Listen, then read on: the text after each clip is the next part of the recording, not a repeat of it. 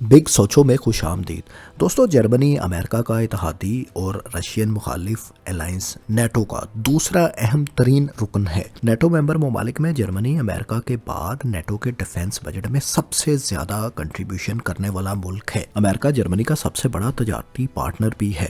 دونوں ممالک نے 2024 میں 255 ارب ڈالر کی باہمی تجارت کی۔ جرمنی یورپ کی سب سے بڑی معیشت ہونے کے ساتھ ساتھ یورپی یونین کے بجٹ کا بھی سب سے بڑا کنٹریبیوٹر ہے۔ جرمنی G7 ممالک کی دوسری بڑی معیشت ہونے کے علاوہ پوری دنیا کی تیسری سب سے بڑی معیشت ہے۔ اس وقت جرمنی کی سرزمین پر 35,000 سے زائد امریکن ملٹری پرسنز ڈپلائیڈ ہیں، جو کسی بھی دوسرے یورپی ملک کے مقابلے میں کہیں زیادہ تعداد ہے۔ یعنی آپ یوں سمجھ سکتے ہیں کہ US لیڈ ویسٹرن اتحاد نیٹو کا دوسرا سب سے اہم ملک جرمنی ہی ہے۔ جنگ عظیم دوم کے بعد امریکہ نے مارشل پلان کے تحت مغربی جرمنی کی معیشت کو سنبھلنے اور اپنا انفراسٹرکچر بہتر بنانے کے لیے بلینز آف ڈالر کی سپورٹ بھی دی تھی۔ دونوں ممالک کے تعلقات تب ہی سے انتہائی اچھے چلے آ رہے ہیں۔ یہی وجہ ہے کہ جرمنی پر امریکہ کا انفلوئنس بہت زیادہ ہے۔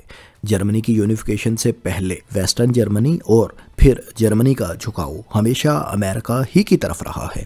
لیکن دوستو، حال ہی میں ایسا دیکھنے میں آ رہا ہے کہ جرمنی میں anti American, anti NATO, anti یورپی یونین اور پرو رشین سیاسی جماعتیں اور سیاسی رہنما خاصی مقبولیت حاصل کر رہے ہیں۔ یہ بات انتہائی دلچسپ اور عجیب ہے۔ 23 فروری کو جرمنی میں فیڈرل الیکشنز کا انعقاد ہونے جا رہا ہے۔ مختلف پولز کے مطابق سابقہ چانسلر انجیلا مرکل کی centre right wing party CDU یعنی کرسچین ڈیموکریٹک یونین اور اس کی اتحادی سیاسی جماعتوں کی پوزیشن انتہائی مضبوط ہے۔ موجودہ سینٹر لیفٹ ونگ چانسلر اور ان کی اتحادی جماعتیں حالیہ الیکشنز میں کامیاب ہوتی دکھائی نہیں دے رہی۔ اس بات کے امکانات انتہائی کم دکھائی دے رہے ہیں۔ CDU کی جانب سے ان الیکشنز میں فریڈرک مرز جرمن چانسلر کے امیدوار ہیں۔ لیکن دوستو، ان الیکشنز میں جو سب سے دلچسپ بات سامنے آ رہی ہے وہ یہ کہ دو پرو رشین سیاسی جماعتیں تقریباً 1/4 ووٹ لے کر بنڈسٹیگ یعنی جرمن پارلیمان میں پہنچ جائیں گی۔ ایسے دعوے، پیشگوئیاں اور اندازے لگائے جا چکے ہیں۔ جی ہاں دوستو، آپ نے بالکل درست سنا۔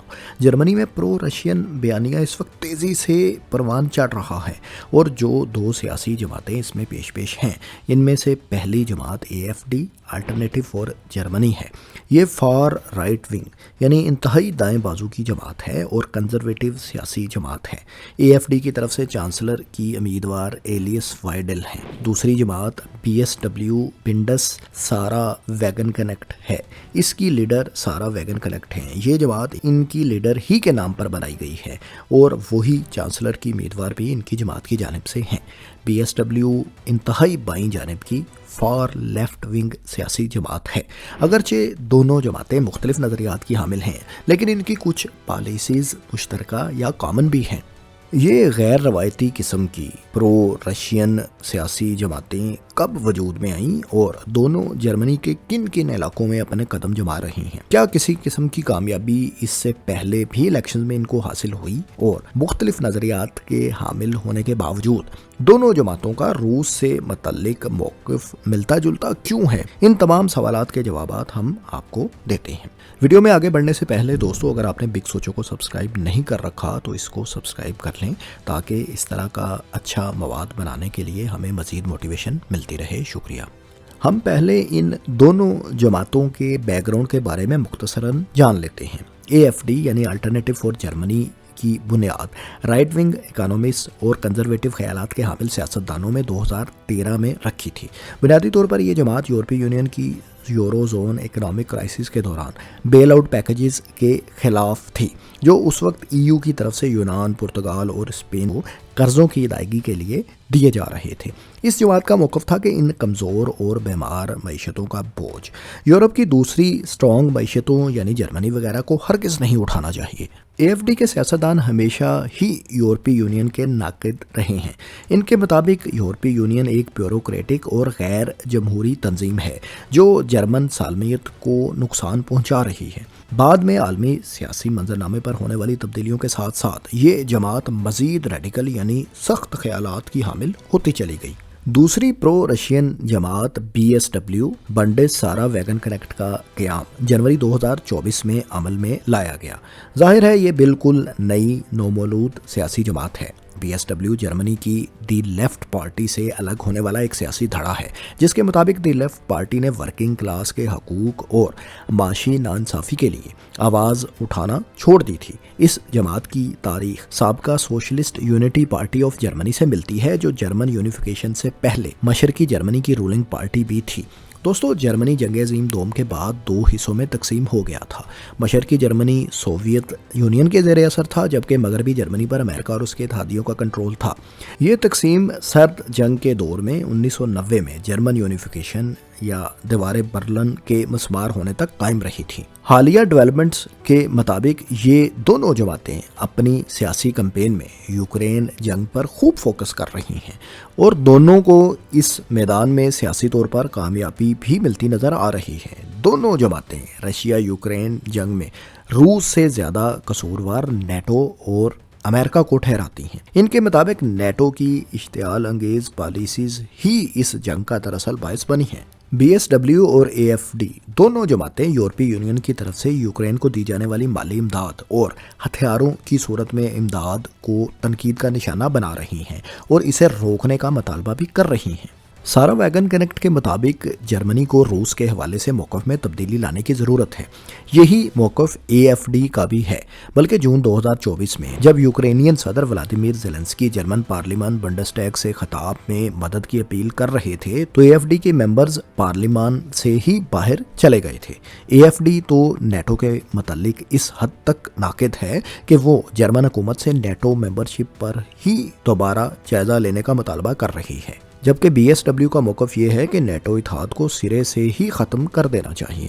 دوستو ان دونوں جماعتوں کے پاس روس کے حوالے سے ایک حمایتی موقف رکھنے کے لیے ظاہر ہے وجوہات بھی ہیں اور اسی کی بدولت انہیں حالیہ الیکشنز میں عوامی سطح پر پذیرائی بھی مل رہی ہے۔ دراصل روس یوکرین جنگ کے بعد یورپی یونین اور امریکہ کی پابندیوں سے جو یورپی ملک سب سے زیادہ متاثر ہوا وہ جرمنی ہی ہے۔ جرمنی جنگ سے پہلے اپنی گیس امپورٹس کا 55% صرف روس ہی سے حاصل کیا کرتا تھا۔ جرمنی چونکہ یورپ کی سب سے بڑی مینوفیکچرنگ اکانومی ہے، لہٰذا اسے روس سے گیس نہ ملنے کی وجہ سے متبادل ذرائع کا انتظام کرنا پڑا۔ متبادل ذرائع یعنی امریکہ، قطر وغیرہ سے جرمنی کو گیس تو مل رہی ہے، لیکن اس کے مہنگے ہونے کی وجہ سے انرجی پرائسز جرمنی میں بہت زیادہ ہو چکی ہیں، بلکہ یورپ میں سب سے زیادہ انرجی پرائسز جرمنی ہی میں ہیں۔ صرف یہی نہیں، انرجی کرائسس کی وجہ سے ہر 3 میں سے 2 جرمن کمپنیز اپنے آپریشنز جزوی طور پر کسی دوسرے ملک منتقل بھی کر چکی ہیں۔ یعنی ہم کہہ سکتے ہیں کہ جرمن معیشت کی ایک بڑی وجہ سستی رشین گیس ہی تھی۔ یہ دونوں جماعتیں اس پوائنٹ پر سیاست کر رہی ہیں کہ امریکہ کی وجہ سے جرمنی کو نقصان اٹھانا پڑ رہا ہے اور جرمنی کو اپنی خارجہ پالیسی کے حوالے سے آزاد ہونا چاہیے۔ جرمنی چونکہ نیٹو اور یورپی یونین دونوں اتحادوں کا ممبر ہے، اس ممبرشپ کی وجہ سے ان اتحادوں کی روس کے حوالے سے پالیسیز کا اطلاق جرمنی پر بھی ہوتا ہے جو اس کے لیے نقصان کا باعث بن رہا ہے۔ لہٰذا جرمن عوام میں یورپی یونین اور امریکہ کے خلاف اس وقت ان جذبات کو ابھارنا ظاہر ہے قدرے آسان ہے اور اس کی جسٹیفیکیشن بھی بنتی ہے۔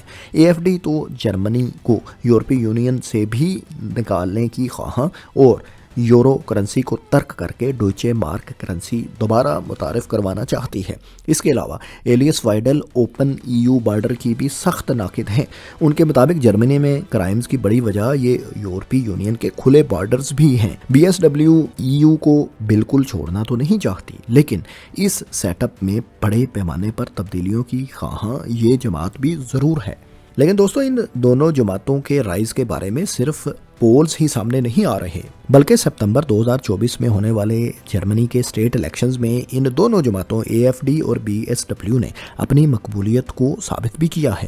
سابقہ ایسٹ جرمنی کی ریاست تھیورنجیا کے حالیہ الیکشنز میں AfD نے سب سے زیادہ تقریباً 33% ووٹس لیے، جو دوسرے نمبر پر آنے والی CDU سے 9% زیادہ تھے۔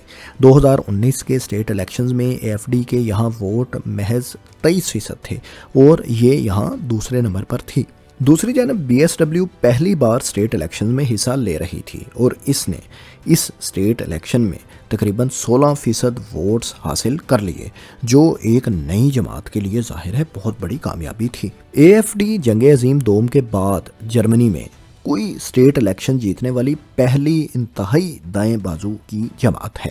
AfD پر نیو نازسٹ ہونے کا الزام بھی لگایا جاتا ہے، لہٰذا اس کے قیام کے بعد ہی سے مین سٹریم جرمن سیاسی جماعتوں نے اس کے خلاف ایک فائر وال یا شیڈو پین کسی سچویشن قائم کر رکھی ہے تاکہ یہ کبھی بھی حکومت بنانے کی پوزیشن میں نہ آ سکے۔ حالیہ تھیورنگیا اسٹیٹ الیکشنز میں سب سے زیادہ ووٹس لینے کے باوجود بھی AfD حکومت نہیں بنا سکی۔ مین سٹریم پارٹیز نے BSW کو تو اتحاد میں شامل کر کے یہاں حکومت بنا لی، لیکن AfD کو اس اسٹیٹ میں سب سے زیادہ ووٹس ملنے کے باوجود حکومت بنانے نہیں دی گئی۔ دوسری دو ریاستوں برانڈنبرگ اور سیکسونی میں AfD سب سے زیادہ ووٹس تو نہ لے سکی، لیکن دوسری پوزیشن پر اس اعتبار سے ضرور رہی اور پچھلے الیکشنز کے مقابلے میں اس نے زیادہ ووٹ حاصل کیے۔ BSW یہاں بھی ان دونوں سٹیٹس میں بھی تیسرے نمبر پر ہی رہی۔ دوستو، اگرچہ دونوں جماعتوں کو اینٹی نیٹو اور پرو رشیا بیانے کی وجہ سے کامیابی ملی ہے، لیکن کچھ دوسرے حوالوں سے بھی ان کا موقف ملتا جلتا ہے۔ مثال کے طور پر BSW امیگریشن کے خلاف ہے اور انتہائی کنٹرولڈ امیگریشن کی حمایت کرتی ہے، لیکن AfD تو سرے سے ہی امیگریشن کے خلاف ہے اور امیگرینٹس کو ڈیپورٹ کرنا چاہتی ہے۔ 2024 کے اعداد و شمار کے مطابق جرمنی میں تقریباً 35 لاکھ امیگرینٹس قیام پذیر تھے، جو جرمن آبادی کا 4% بنتے ہیں۔ جرمن حکام کے مطابق 2023 میں 41% جرائم میں یہی امیگرینٹس ملوث تھے جو شام، افغانستان یا یوکرین وغیرہ سے یہاں ہجرت کر آئے تھے۔ یہاں یہ بھی یاد رہے کہ ان مہاجرین کی زیادہ تر تعداد 2015 کے بعد ہی جرمنی آئی ہے۔ گرین انوائرمنٹل پالیسیز کے حوالے سے بھی BSW اور AfD کا موقف ملتا جلتا ہے۔ AfD تو EU کی کاربن امیشن اور گرین پالیسیز کے بالکل خلاف ہے اور بند کول پاور پلانٹس کو دوبارہ اوپن کرنے کے ساتھ نیوکلیئر انرجی پلانٹس کو بھی جرمنی میں واپس بحال کرنے کی خواہاں ہے۔